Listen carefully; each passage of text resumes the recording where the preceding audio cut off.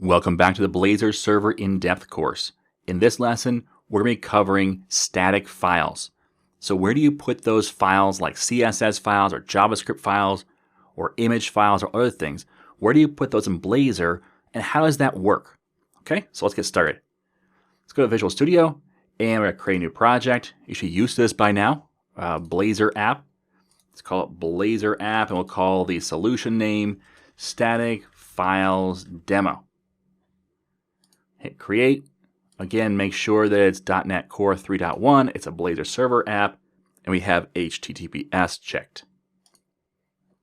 We hit create, and now our template has been created, and we can look at this folder called www.root. This is where you put all your static files. So notice the favicon is here, which is a pretty standard or basic one. That's what it looks like in different sizes. But you can replace that, of course, and you probably should. We also have CSS in here. For example, Bootstrap, Open Iconic, and our site.css. So if you want to modify the CSS for your site.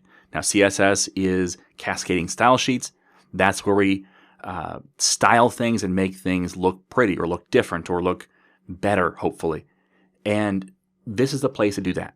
So notice there is already some things in here. So for example, at the very top, HTML and body, we have a font family. So by default, it's going to be Helvetica Neue, and then it's going to be Helvetica as a fallback, and then Arial, and then sans serif as the last fallback.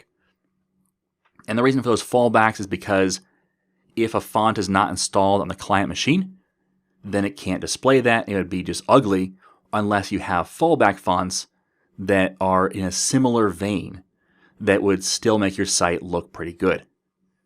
So again, we're not going to go through CSS, and this is not a CSS course, but what it's going to do is just show you where do you modify your CSS. You see, Bootstrap has its own, bootstrap.min.css. And there is actually a minified version. Notice it'll scroll for a long time with all the stuff in there. It's minified. Minified means it's all the white space is gone. It's as small as possible for download ability. But you don't want to modify that directly because that's Bootstrap. That's the common one that if we went to version 4.3.2, we would modify or replace this file, which means any custom changes to this file would get overwritten. But that's okay because we have site.css, which can override what's in bootstrap.min.css. Notice we go to the pages and go to host.cshtml. We have first the bootstrap.min.css being brought in. And then afterwards, we have site.css.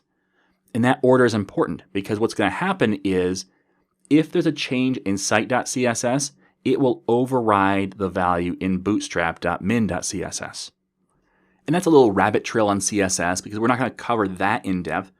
We're going to cover Blazor in depth, but just note that those are the files. But notice also, those files are in www.root, and we reference them in our _host.cshtml file. Notice the reference is, it starts off with CSS. It doesn't start off with www.root because that's the root of our website. So it starts out with CSS, and then it says Bootstrap, and then it says the name of the file, which is bootstrap.min.css. So that's the path that it follows. Whereas if we look at the site.css, it's just in CSS, and then it's right in the root of CSS. So site.css is after CSS. Okay? So that's how we'd reference files. But let's see how we'd add our own file. Now, I'm going to create or add a new file. I found this file on the web. I'm going to copy it. So I've got it right down here. I'm going to copy it. And then I'm going to paste it in www.root. Actually, I'm going to create an images folder. I'm going to paste it in. Now this works just like File Explorer now because there is not the concept of files that aren't in your Blazor project. So by default, every file in the folder structure is included in your Blazor project. So if I were to paste that in File Explorer, it would still show up here. In fact, let's do that. Let's delete this. I'm going to say yes, delete it. Let's open this in File Explorer, which is right here. I'm going to paste it in here. Watch over here on the right. I paste it in, and now there's a little arrow icon. If I just close this out and open the arrow icon, there's my cat.jpg file. So let's use this. So let's go down to index.razor, and let's create a little section down here. So div class equals row, and then we're going to create div class equals call-md-12, which is a medium column, or at medium size, it's going to full width. So all 12 columns, because I want this to be huge. Now, we could create an image tag, or we can just drag and drop our image onto the form, which is awesome, except for one small little detail. Notice this right here, the tilde and then the slash. Take that off, because in host.cs HTML, we have our base already set as tilde slash, and so we don't put that in front of any of our URLs. So that minor change, now we have an image with the source of, and that's that relative path, so images/cat.jpg. I hit save, and let's run this.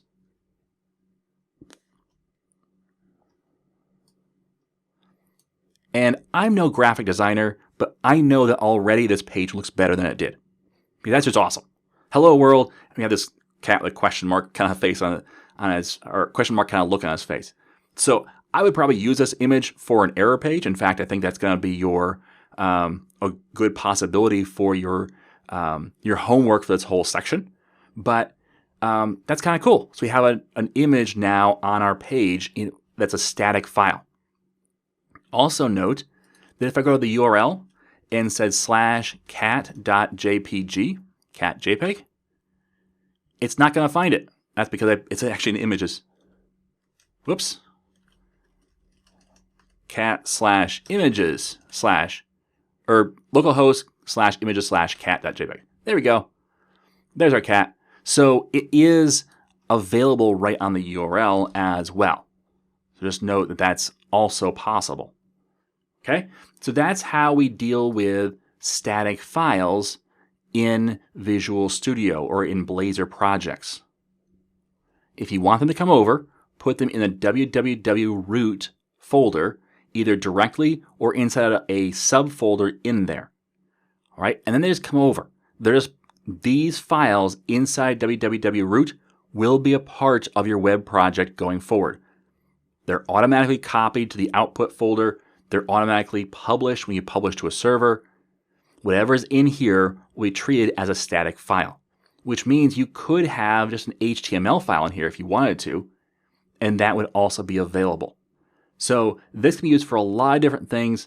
Typically, we'll use it for images, JavaScript files, and CSS files. So if you have a JavaScript library you wanted to use, you'd put it in a www root like you would any other web application.